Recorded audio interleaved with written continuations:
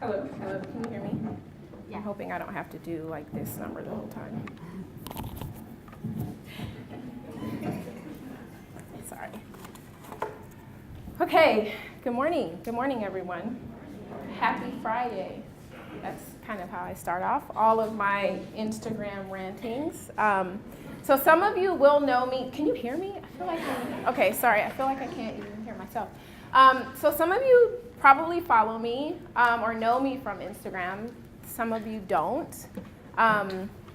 If you don't know, as Rebecca said, my name is Shavonda. I live in the city in Sacramento. I'm not from California. I'm not from here. I'm kind of an expat who ended up here and loved it and decided to stay. I'm a designer, blogger, social media creator, content creator, and so I live in this world of just being exposed on an everyday, constant basis. And so when Rebecca asked me to speak about the subject of curiosity, I thought there was going to be multiple of us talking about this.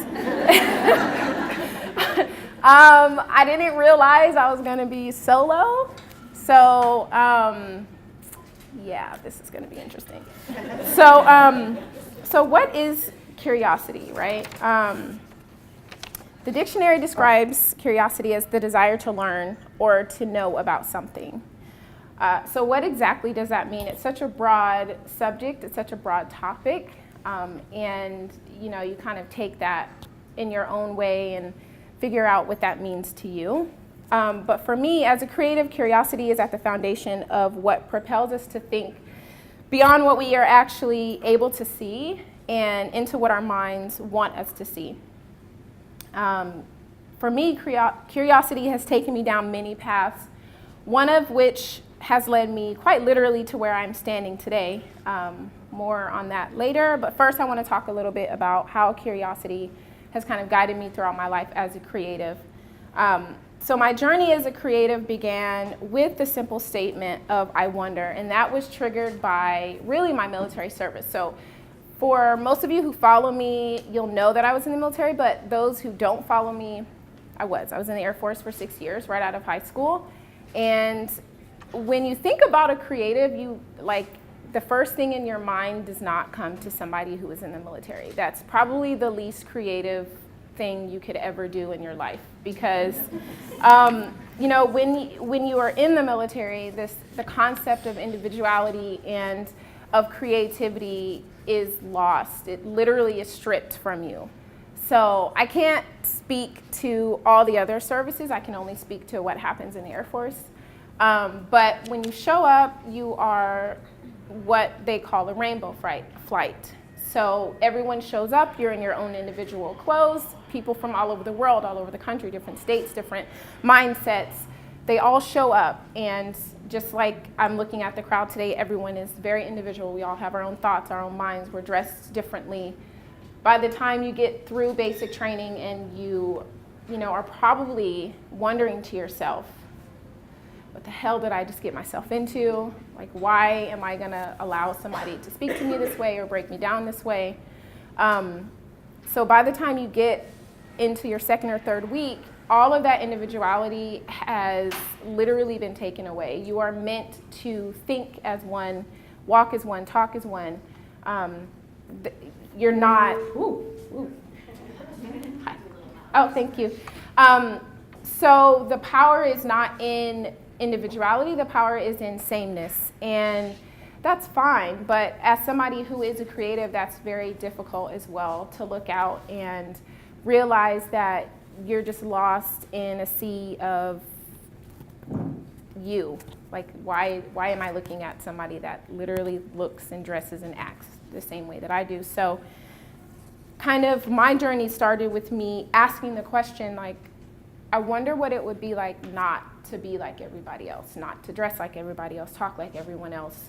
And for me, that was very difficult because my parents were in the military, their parents were in the military. It's the only thing I ever knew, like it was a family business. So for me to be this person who had these thoughts and wanted to be different it was like a foreign idea, it was a foreign process.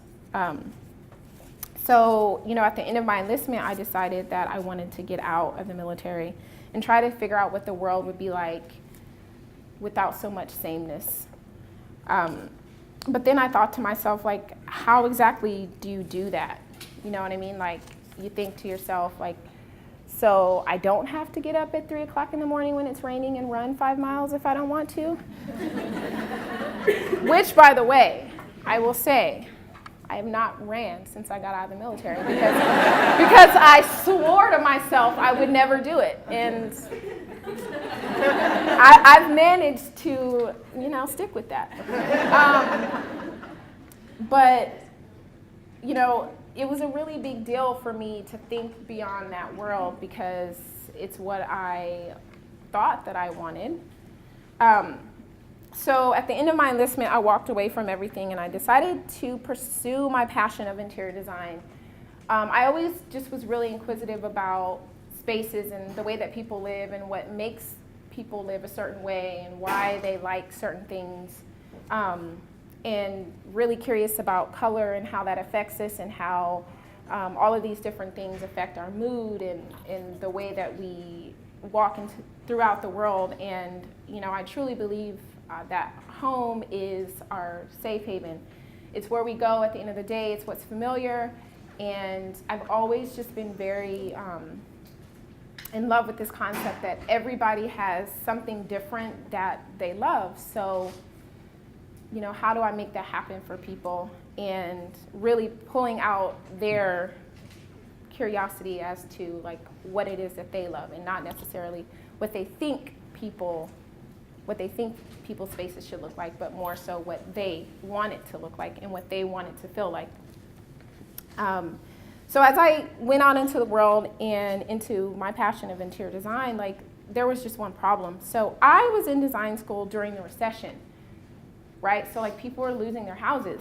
And here I am thinking to myself, okay, how exactly am I going to get people to hire me to design their homes when people are literally losing the roofs over their head? Like, this is not really the smartest idea.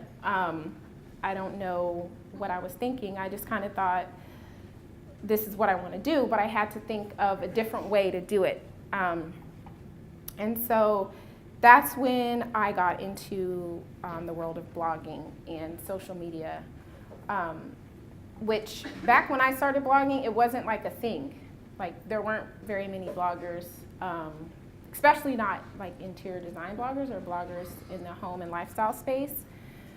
People weren't taking really pretty pictures, like none of that was a thing. And so now it is, and it's everywhere, and it's awesome. But I kind of had to think to myself, how do I put myself in this world of design and in this world of what I love in a different way?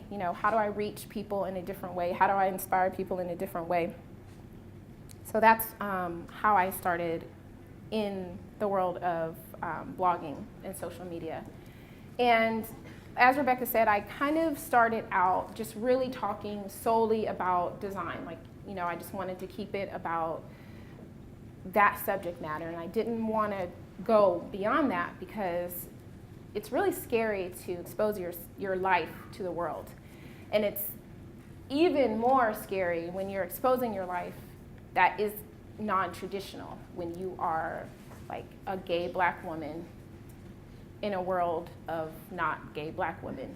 It's very, very difficult, like people already are looking in your home and they're judging like, well, I wouldn't have chosen that color, or I wouldn't have, put this rug with that, or it's very hard to open yourselves up to public scrutiny like that. And not just public scrutiny, but like literally anyone in the world can pop onto your page at any time and you're quite literally exposed. So then my question went from how do I reach people and how do I inspire people to kind of like be themselves? And I really had to think about just like, you gotta walk the talk. Like if you're gonna talk about it, you gotta be about it. That's really how I live my life. That's the advice that I give to my friends. I'm not really the best at giving gentle advice. If you want gentle advice, don't come to me. Everybody in my life knows that. But I really just wanted to be like present, and I wanted to ask myself, what is it that I'm doing to contribute to the world? And I found myself, just like in the military where there is so much sameness, I started to notice that same thing in the world of social media, in the world of social media influencers, in the world of what is seen, what's branded, what's marketed. Just a lot of this idea of like everything looking the same. Like, why does, and if this is you, please don't take any offense, because I don't mean any offense to it, but you know, why does everyone have to have the same, you know, like sofa, the same white walls, the same mud cloth pillow? Like, why? I don't understand. We're all different. Why is it that this is what's celebrated when the entire world is so colorful and we all come from a different perspective? So that's when I started to ask myself, like, what is it that I'm doing to question people? You know, like, am I causing people to feel like they have to live the way that I'm saying that they have to live? I have a problem with that, you know, seeing it on a wide scale. So I had to really be very conscious and aware of what I was putting out. And I'm just kind of the person that doesn't I kind of walk by the beat of my own drum, right? Like, so pretty much everything that is textbook says that you're supposed to do, I'm probably gonna do the exact opposite. So that started my life into like downsizing. You know, we had like a nice big house, 4 bedrooms, 3 bathrooms, like lots of space. And I'm like, do I really need this much space? I don't really think so. So, you know, let's sell that house and buy a 2-bedroom, 1 bathroom with a teenager and a Great Dane and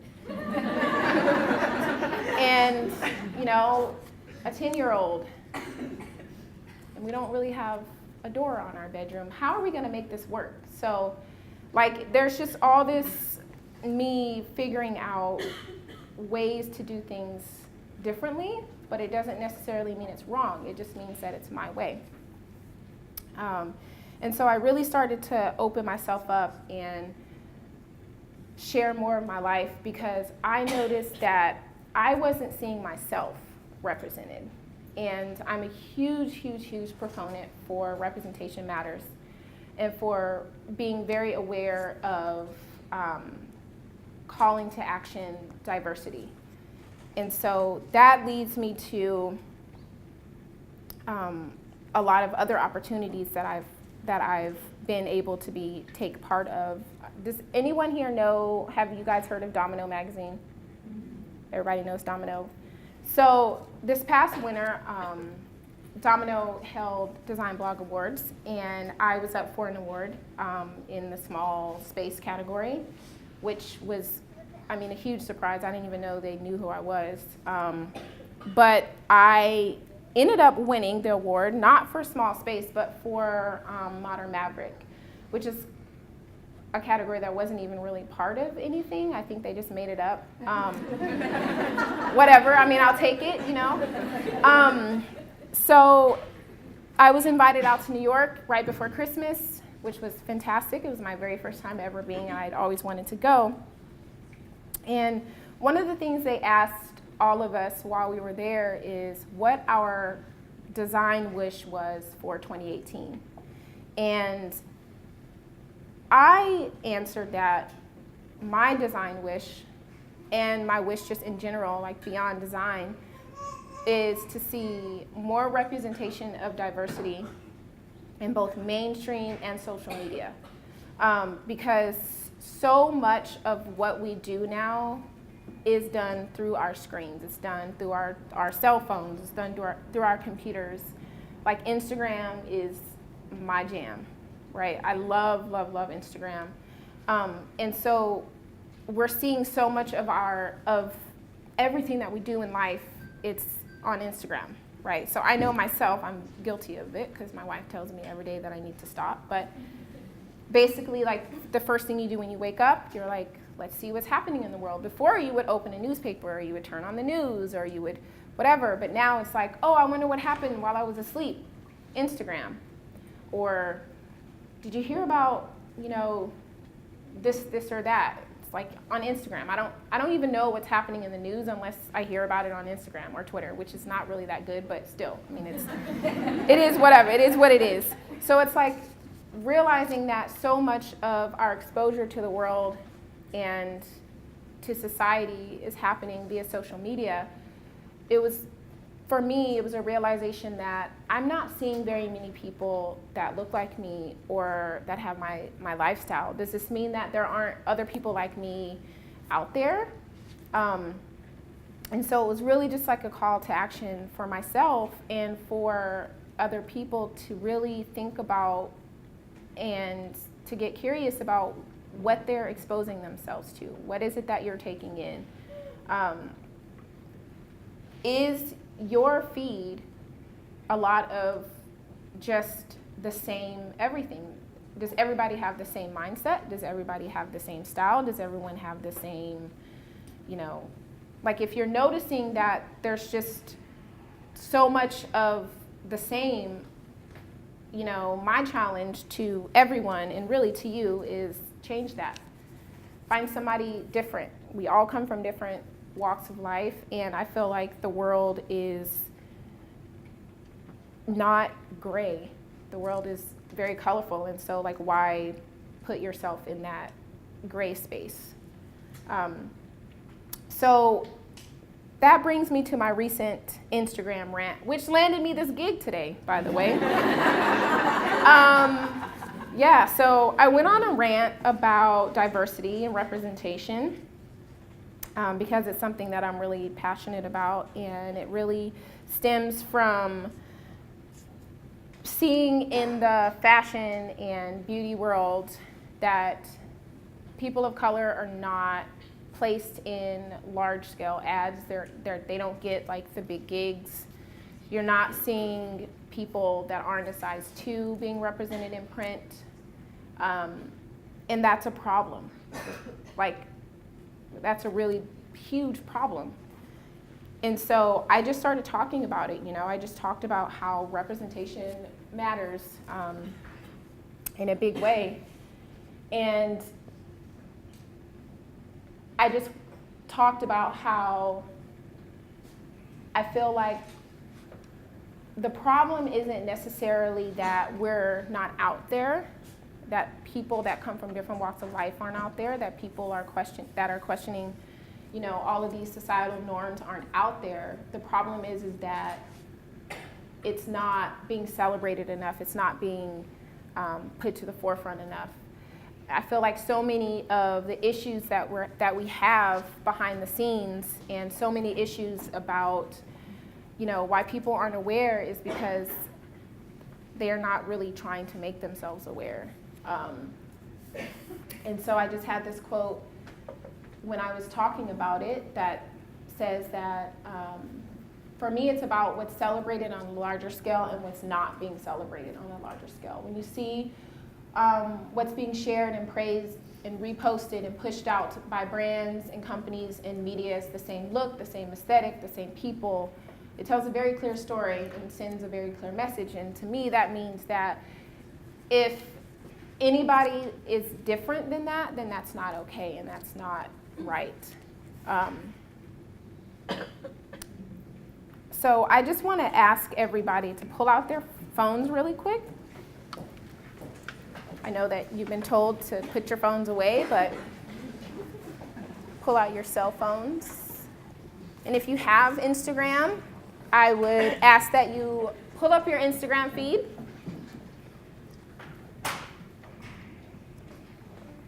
And just take a moment to go through your feed. How many people that you're following are, if you're following large influencers, how many of them, as you're going through your feed, how many of them are people of color? How many of them are older than you, younger than you? How many of them are plus size? How many of them have a different, walk of life than you? Is it all the same? And then I ask that if you start to see that your feed looks real eerily similar, then don't blame it on the algorithm. Although I will say, the algorithm sucks, okay? So, that's part of the problem too, is that, the algorithm. But besides the algorithm, just really think about that. Have you seen something that's come across your feed lately that you notice that, like, wow, this is different. I've never really seen this before. Like, this is really cool. And do you follow that person? Do you follow whatever that is? And does that lead you to follow somebody else? Does that lead you to follow somebody else? Like, I understand that part of the whole point of Instagram is to bring together like-minded people and like-minded individuals, and for you to find kind of your tribe, the people that think the same way that you do, that look the same way that you do. That's all well and good, but at the same time, it's like we start to realize that we're turning ourselves into like soldiers, everyone looking the same and walking the same and doing the same thing. And so I just, want people to start getting curious about their exposure, getting curious about, what am I doing to actively change that? What am I doing to actively make my world more diverse? Because half the problem that we have right now is not that there's a lack of diversity. There's so many people out here. Diversity is everywhere. It's just whether or not you choose to acknowledge that. And so, how much time do I have? Okay. So I'm gonna end, because we're gonna end right now, on a quote from Mario Testino. And Mario says, "My favorite words are possibilities, opportunities, and curiosity. I think if you are curious, you create opportunities, and then if you open the doors to those opportunities, you create possibilities." And when I read that, I just thought it was a really powerful statement, because, at the end of the day, it really is about creating opportunity and thinking about the possibilities. Thank you.